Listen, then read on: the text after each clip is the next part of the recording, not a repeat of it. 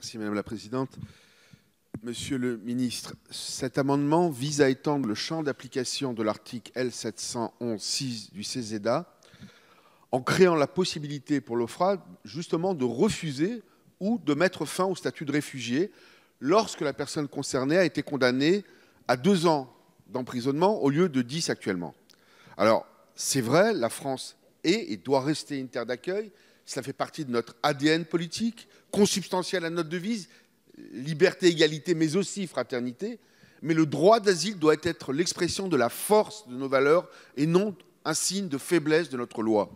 C'est pourquoi les réfugiés qui violent notre loi, qui commettent des délits ou des crimes de matière grave ou répétée, n'ont pas la place dans notre pays, qu'ils soient réfugiés, n'y change strictement rien.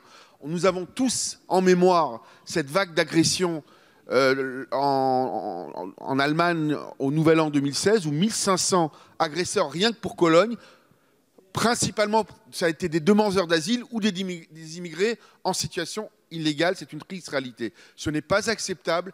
Et les premières victimes, ce sont les réfugiés eux-mêmes, mais les vrais réfugiés, les réfugiés politiques que nous devons, pour certains, accueillir. C'est pourquoi j'estime que nous devons aller plus loin, resserrer les mailles du filet pour renforcer la sécurité de nos concitoyens et redonner toute sa noblesse au droit d'asile. L'objectif d'harmonisation européenne ne résiste pas à l'analyse.